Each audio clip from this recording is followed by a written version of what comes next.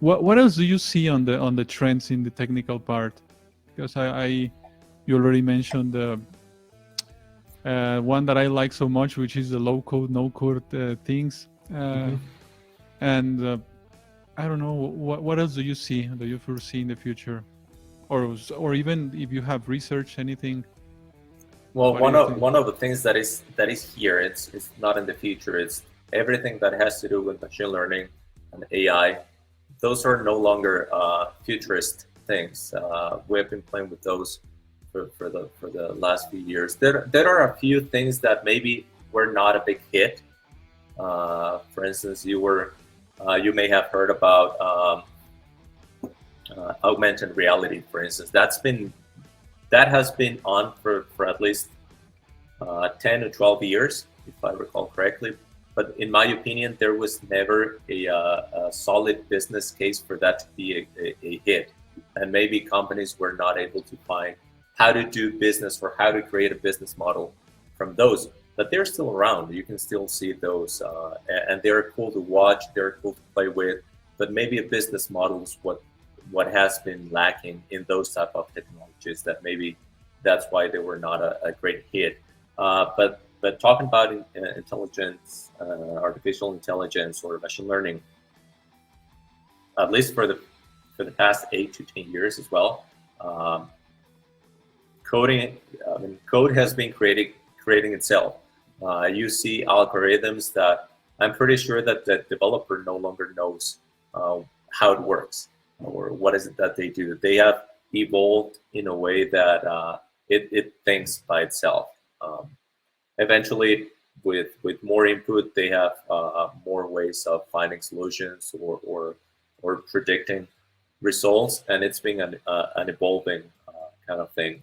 Uh, and on top of that, they have more access to data. So we share our data everywhere through our social media, through our phone devices, everywhere we go, or just by being near by a friend, for instance.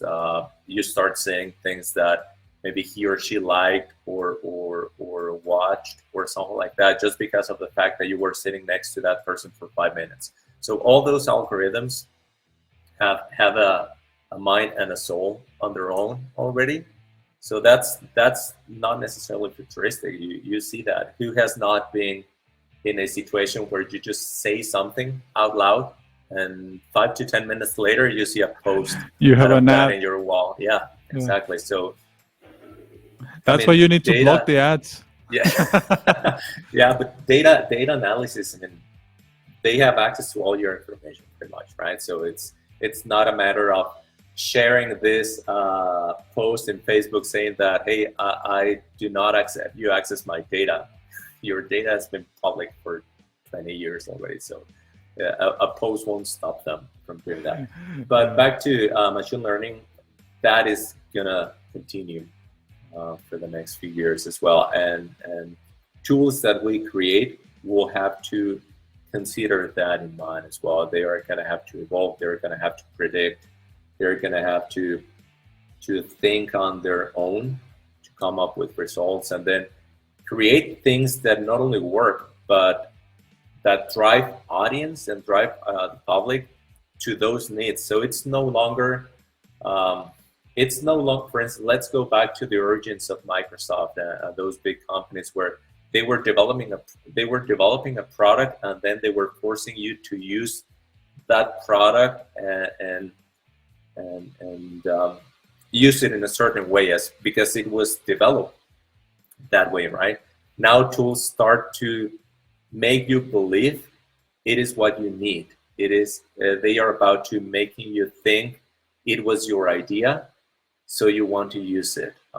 So that's how projects and tools, I believe, are being created nowadays. They involve not only visual and sound, but they also involve thoughts, a lot of psychology in them, so that these type of tools want you to believe that it was your idea, so that you start using that.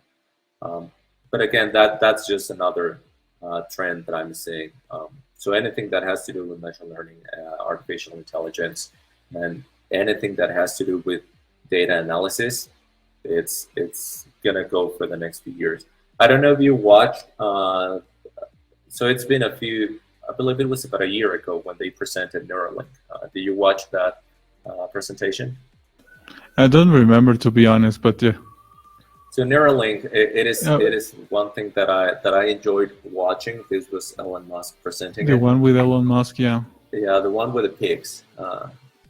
So when they inserted the chip on their brain, and how they were reading the pulse on their brain, on the nerves, and how they were predicting how the pigs were going to walk and how each of their muscles on, and this is where we're going to be placing at a given time. And they were showing charts when they were placing the difference in between what the chip was reading and predicting and where the actual pig was walking, for instance, or moving around. So the proximity between the prediction and the reality was close enough. And the idea behind, I mean, one of the things that you could foresee as an application from that, just think about, for instance, a person with certain walking condition or paraplexic, for instance, people who cannot move but can think about the move, right? So why can't we think about an exoskeleton? So the chip sends a transmission and it just moves the legs and they start walking. And so that type of thing, when they predict something, again back to machine learning, I think that's going to be the future for a long